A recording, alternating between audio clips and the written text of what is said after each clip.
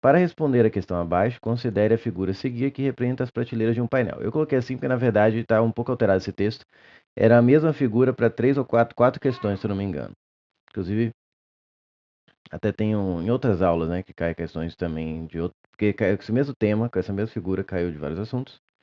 É, eu teço algumas críticas ao fato de como foi feito, porque vai ter um item que vai precisar numa questão que não foi dado no enunciado principal, mas sim em outra questão baseado nesse enunciado, enfim.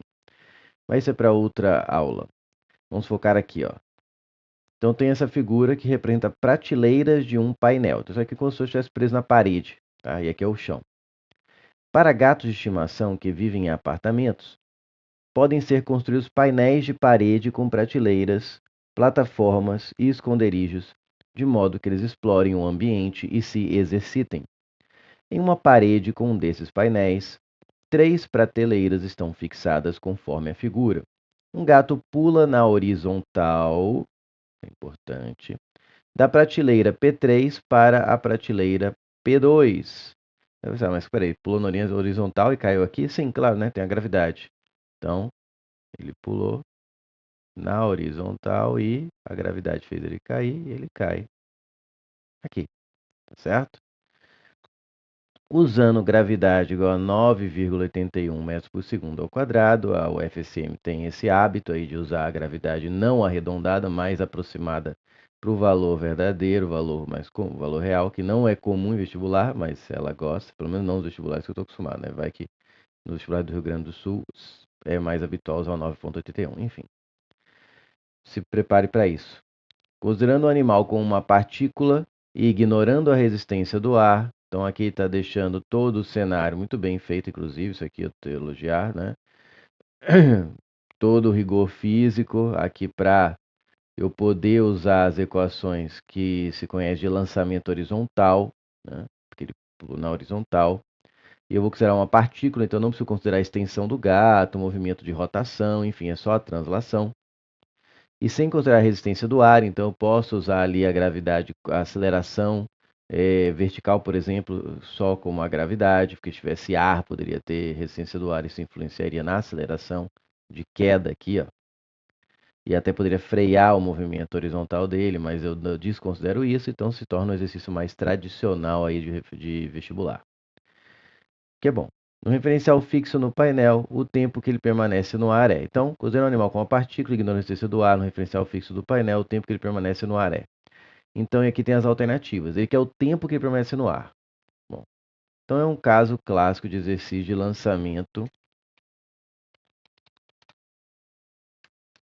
horizontal.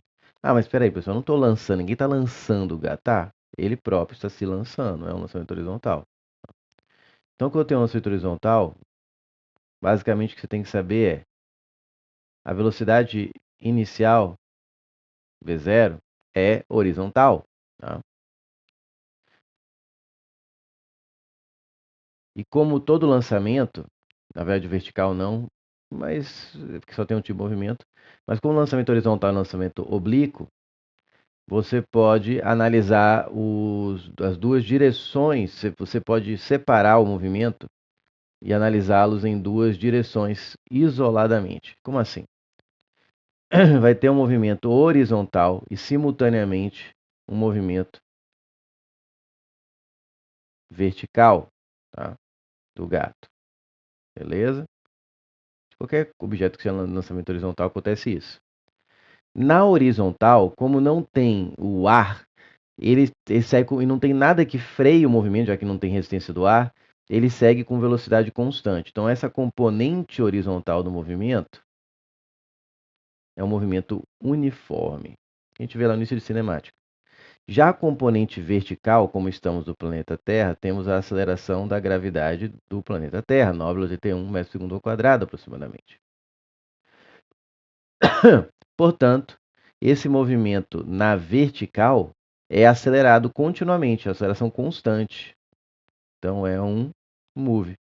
Esse é o que tem de novidade no lançamento horizontal e lançamento oblíquo é isso. Eu posso analisar separadamente né? Horizontal, estudar só horizontal isoladamente e só vertical isoladamente. Isso permite que facilite os cálculos, a interpretação do exercício. E lembrar que o que conecta eles é o tempo. O tempo em que o objeto, nesse caso o gato, está se deslocando na horizontal é o mesmo na vertical, porque os dois movimentos, horizontal e vertical, ocorrem simultaneamente, o que traz essa trajetória parabólica para quem está olhando de fora, né? Olhando ali olhando no piso da sala enquanto o gato pula. Então, o tempo é o elo de ligação entre esses dois movimentos. Então, não tem nem tem gente que decora um monte de equação e não precisa, tá? Tirando o alcance horizontal, que nem caiu nessas questões que eu tenho olhado nas últimas aplicações do AFSM, que a dedução também dá a fazer por esse conhecimento, mas é um pouquinho mais chato, então às vezes vale a pena memorizar.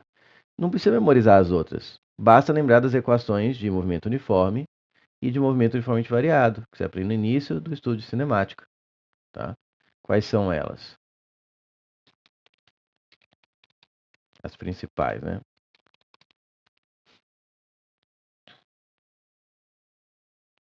No momento uniforme, basicamente você usa V igual a delta S por delta T.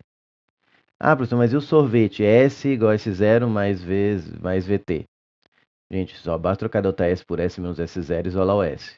Eu gosto desse formato porque o S igual a S0 mais VT, que se usa em o sorvete, o famoso sorvete, você usa mais em exercício mais específico, usa menos, na verdade, do que essa aqui, aquele formato. Que é exercício em que, dois móveis estão saindo com função horária e tal, tal, né? Porque chama de função horária esse sorvete, função horária do espaço. E eu quero saber o instante que eles se encontram, ou quanto eles andaram, a posição de encontro. E aí você usa mais nesse formato, encaixa melhor esse S igual a S0 mais ET. Para todas as outras, basicamente, praticamente, você usa esse formato. Então eu prefiro lembrar desse. E as três principais de movimento uniformemente variado, conhecido como MOVE. Quais são? Delta S é igual a V0T mais AT quadrado sobre 2. De novo, aí o sorvetão é S igual a S0 mais E0T mais AT quadrado sobre 2. Dá trocar delta S por S menos S0, final do inicial. E isolar o S, jogar o S0 para lá, você tem seu sorvetão aí, tá? De novo, esse formato aqui para mim é mais prático. Eu acho mais prático resolver a maioria das questões. De novo, sorvetão, você usa mais funções em exercício de encontro, né? Dois móveis, funções horárias, velocidade relativa. Você precisa meio da ideia da função horária, né?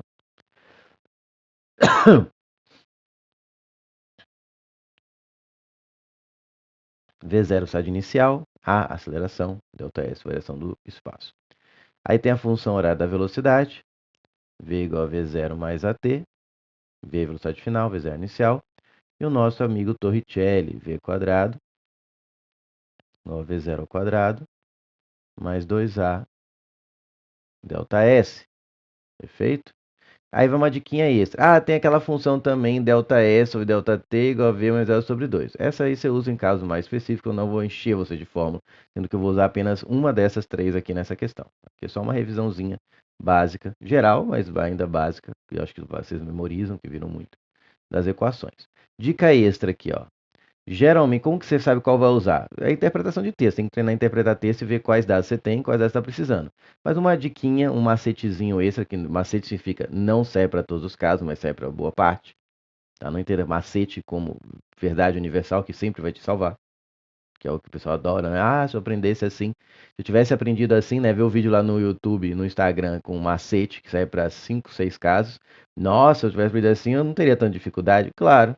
Se tivesse aprendido assim, você teria aprendido errado. Aprendi só um caso, você veria 5 questões, 5 tipos de questões. O resto das questões da vida você ia errar. Tá? O professor que te ensina um jeito mais complicado, tá te ensinando o que tem que ensinar primeiro, o jeito que resolve tudo. Tá? Depois você aprende macete, né? Primeiro você aprende o básico, depois se especializa. Então, macetezinho. Esse aqui, ó, você usa quando não tem e não quer saber da velocidade final. Observe que é não tem e não é só não tem. Não tem e não quer descobrir. Essa aqui você vai usar quando você não tem e não quer descobrir o ΔS.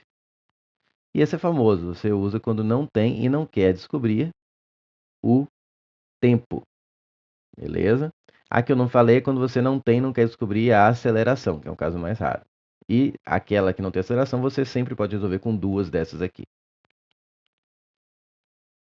Fechou? Então aqui, se eu quero o tempo que ele fica no ar, como o tempo é o mesmo, eu podia calcular tanto o tempo que ele fica andando na horizontal, quanto o tempo que ele fica caindo. Só que eu não tenho deslocamento na horizontal, porém eu tenho deslocamento na vertical. Eu sei que a diferença de altura entre a prateleira P3 e a prateleira P2 é 50 centímetros, também conhecido como 0,5 metros, meio metro. Basta dividir por 100. Então, eu vou analisar, como eu posso analisar separadamente, e o tempo que eu encontrar para um é o mesmo que eu encontrar para o outro, que vai ser o tempo que ele ficou no ar, eu vou analisar apenas a queda. Tá? Então, olhando apenas a parte vertical, componente vertical do movimento, a queda, eu consigo responder a pergunta e ignoro a componente horizontal, não preciso dela. Tá vendo como é bom saber essa independência dos movimentos em lançamento oblíquo, lançamento horizontal, como ajuda? Então é isso. Então vamos lá. Eu te falei que na vertical, normalmente é um MV. Por que normalmente? Porque eu já vi exercício em que o campo atua na horizontal. Não tem campo gravitacional, tem campo elétrico, atua na horizontal. Então, entenda que na vertical é um move, porque tem o campo gravitacional que age na vertical, a aceleração da gravidade é na vertical. Tá? Em 99,999% das questões é isso que acontece. Mas entenda que é por isso. Se eu não tivesse campo gravitacional na vertical, tivesse um campo elétrico na horizontal, a queda seria um MU e a movimento horizontal seria um MUV porque teria força, né, elétrica, enfim. Pensa nisso depois. Foca nessa questão agora aqui. Queda é um move. O que que eu não tenho e não quero aqui? O tempo. Eu não tenho quanto tempo demorou para ele cair, nem quero saber. Não, na verdade eu quero saber. Ó, tá vendo o raciocínio que tem que fazer? Bom que eu errei, que vocês viram o raciocínio que tem que fazer. Eu quero o tempo. E tá vendo? Então não é só não tenho, é não tenho e não quero saber, beleza? Ó, quase. Foi bom. Esse foi um erro muito bom para aula. Eu quero tempo, então não é Torricelli. Eu não tenho ΔS, eu tenho. Eu não tenho V, ó. Eu não tenho V final, que seria o V de queda, que quando ele chega aqui tem uma componente vertical. Porque aqui, ó, observe que no lançamento horizontal, a velocidade inicial é completamente horizontal. Então a componente vertical da velocidade, eu chamá-la de V0 y, é nula. Por quê? Porque o gato pulou na horizontal. Ele não deu nenhum impulso para baixo. Então, só deu impulso para a direita aqui no nosso desenho. Então, a velocidade inicial dele, de queda, é zero. Porque inicialmente tinha só a velocidade horizontal, porque ele se impulsionou para frente. Que nem se você der um pulo só para frente, né? Às vezes para pular na piscina, sei lá, um pulinho para frente só, sem pular para cima. O que acontece? Você cai, mas você começa do zero a sua velocidade de queda. Você inicialmente só tem velocidade só para frente. Entende? Então, a velocidade inicial de queda, a y, né? Vamos chamar essa aqui componente, esse aqui eixo y, vou colocar ele para baixo, inclusive, e o x aqui para a direita. Ah, pode colocar para baixo? Pode, você escolhe o sentido. Isso vai fazer com que qualquer vetor para baixo seja sinal mais, né? E vetor para cima, sinal menos. Como a gravidade está para baixo, então aqui é onde de queda, vale a pena colocar o vetor y para baixo. Então, V0y é zero. E aí eu não tenho V final, que é a velocidade que ele tem quando chega aqui, ó. Aqui tem uma certa velocidade, tem uma componente horizontal, que seria Vx, que é a mesma que ele sai aqui, e tem uma componente vertical, que ele foi ganhando velocidade ao longo da queda. O que dá uma resultante aqui, ó, velocidade de impacto aqui, ó, na diagonal, V final. Mas eu estou olhando só para vertical. Então, inicialmente, o V0y é zero, né? E o V final não tenho, então é essa a equação. Eu não tenho V final e nem quero saber, eu quero tempo. Então eu vou usar essa aqui, que é a adaptação, digamos, do sorvetão, mas deixando ela mais prática. ΔS igual a V0 mais A t quadrado sobre 2.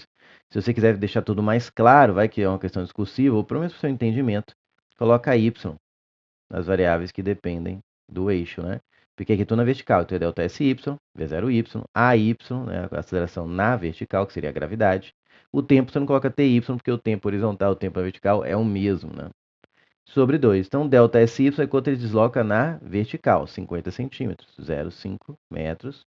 Por que eu converti para metro? Porque a gravidade está em metro por segundo ao quadrado, para vocês conversarem. Velocidade inicial na vertical, nula. Aceleração, 9,81. O T eu quero, sobre 2. Tá? E aqui está uma parte que eu não gosto tanto da UFSM, porque ela não, algumas vezes ela facilita, outras vezes ela não facilita a continha. Ela realmente explora, quer testar se o aluno é uma calculadorazinha ambulante. Tá, não é nada, é super grave, mas eu acho que tira um pouco do foco criativo da resolução para um foco muito técnico. Mas, vamos isolar o t quadrado, vai ficar 2 vezes 0,5 que dá 1, e os 9,81 passa dividindo, sobre 9,81. Aí tem que fazer essa conta. Sinceramente, eu prefiro fazer assim, ó, já que eu vou ter que tirar a raiz quadrada disso aqui, eu prefiro fazer assim, ó, multiplicar por 100 em cima e embaixo, você vai ver que facilita. Por que que eu fiz isso? Porque eu sei de cor a raiz quadrada de 100. E de 981 eu consigo achar um valor aproximado, né? Vai ficar 100 por 981. Aí ou você faz essa conta e depois tira a raiz quadrada, também vai dar certo, mas eu prefiro já tirar aqui, ó. Por quê? A raiz de 100 é exatamente 10. Mas em 981, você faz assim, ó, presta atenção na dica.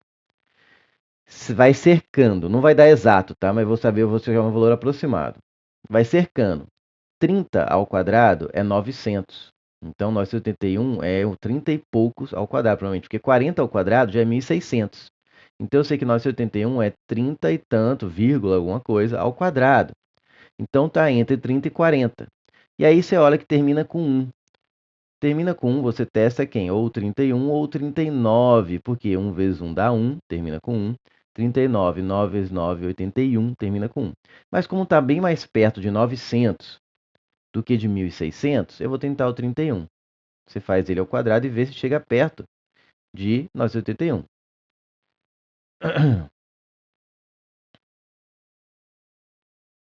Dá 961. Aí, para checar se realmente esse é o melhor, é o mais aproximado, você tenta o 32 só para ver se passa muito, né? Já que você viu que não vai dar exato. 2, 6. E aqui já vai para 1024. É, 2 a quinta, 2 a quinta, 2 a décima. Então, esse aqui está mais perto, tá? Então, isso aqui vai dar aproximadamente 31. Né? 10 sobre 31. Já que nosso 81 não é 31, é 31, uns quebradinhos. Porque 31 ao quadrado é 61. Entendeu o pensamento? Então, é uma análise matemática que o FSM exige de você. Essa aproximação. Arredondando um pouco mais, ó, divide por 10, fica 1 sobre 3,1, ou 1 sobre 3, dividindo por 10 aqui embaixo. Que vai dar, então, aproximadamente um terço, né? 0,33333. Na verdade, um pouco menos, porque seria 10, era 1 sobre 3,1 e não 1 sobre 3. Mas aproximado tá bom, tá certo? Então, um problema aqui, ó.